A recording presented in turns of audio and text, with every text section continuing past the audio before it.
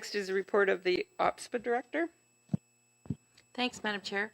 I have distributed a report to everyone, and it, in an electronic form, does have the hyperlinks to all the reports that I'm referring to, and I strongly suggest, following some of those links and seeing what they have. OPSBA has crafted several press releases recently. It's been hot news for education, and as we've experienced Education Week just a little while ago, our Education, Labor, and Human Resources Symposium, a meeting of the OPSBA Board of Directors, and of course the provincial government's tabling of Bill 98, which continues to have more questions than answers. OPSBA staff has kept us informed via email subscriptions, the opsba.org website, and public media appearances. Our president, you might have seen her on TVO The Agenda, for example, or in some press scrums. Let me see. And new articles with forwarding daily news clippings. TJ gives us those every day. Read all things education with mostly a provincial focus, but also highlighting national and international current and emerging issues. So the communication is strong. The Labor Symposium was attended by Trustees Cheen, Sipkar, and Burgess, and we had Director Kelly, Human Resources staff, and Superintendent Houston present to the participants, as well as received workshops and panelists. Thank you to them and to those who provide us with legal advice regarding tricky new areas such as human rights law, defamation via social media, and the liabilities that those governing can encounter, and which have serious and often costly outcomes for school boards. So when public funding is tight, having ethical stewardship of public resources often means having wise counsel available and solid values to serve all Ontario children in their achievement and well-being as students in our system, and supported by offering an opportunity for professional growth to understand these complex issues that come before us, often balancing competing human rights.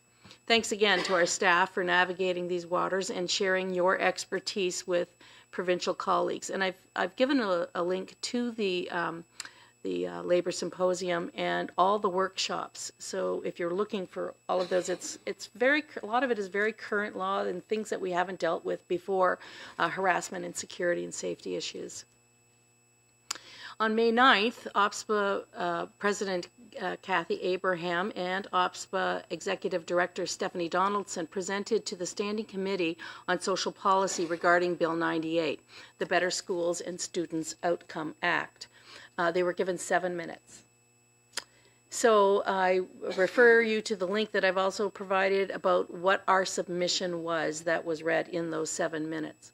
While Kathy and Stephanie did have that time to present, our submission represents a very wide consultation that had to be thoroughly prepared in a very short time, considering its effect on the Education Act, governance, and the role of elected trustees, directors of education, the conveyance of surplus district school board properties. It's a big omnibus bill, and the province has not allowed for a timeline that suits the gravity of its implications, in my opinion.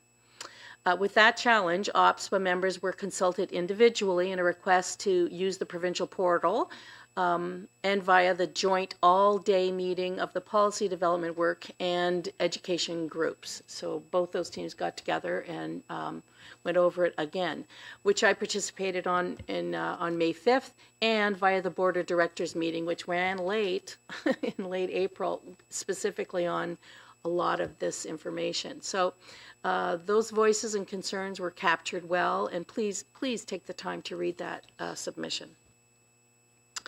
Our Board of Directors summary I have shared. Please look at that. They do a great job now that they do a nice summary, so anything that's extraordinary I will highlight, or in camera you'll see it there, but otherwise it's really great. It's an attachment sent by Lisa Reinhardt on May 2nd, if you check your emails, to all trustees, and will also be included via the OPSBA Connects communication. And we had a special guest, Brian Rosborough from AMO, the Association of Municipalities of Ontario, who spoke to our many commonalities and how improved connections between municipalities and district school boards in Ontario could help build better communities. We value AMO partners and have committed to strengthening that connection. Generally, our president will go to the AMO conferences, and we'll sometimes go to the different subcommittees, I'm going to say, of AMO, where they're rural one or small cities, that kind of thing, large cities.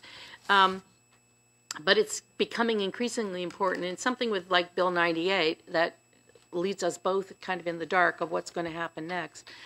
It's important that we get together with our municipalities on the same page to know how to convey properties that we both might want to dispose or inherit.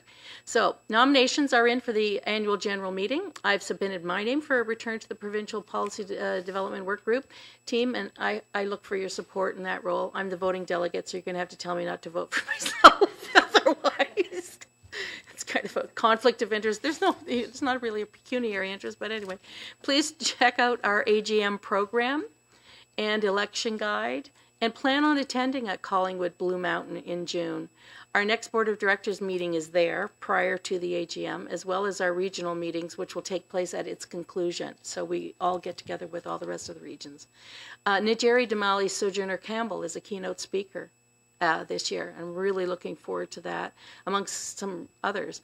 And there's some great workshops and caucuses. We have some new caucuses, and it's a great place to network with provincial colleagues to understand the commonalities and the emerging issues that might come to us and share ours. I'm really looking forward to connecting with everyone, and I hope Greater Essex has a good contingent present. So those upcoming meetings, the AGM, June 8th, Thursday is our Board of Directors meeting, and then that follows with the AGM. Regional elections are on the Saturday, June the 10th.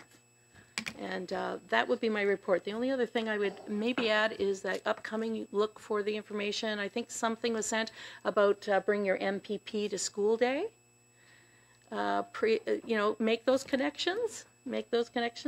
Take advantage of that. And if someone has said they're not available, make an appointment for another time. It's just we're trying to fit it in that 1 week. I do bring the attention to, and I've shared it with the communications, there is a scholarship that has a deadline of Friday.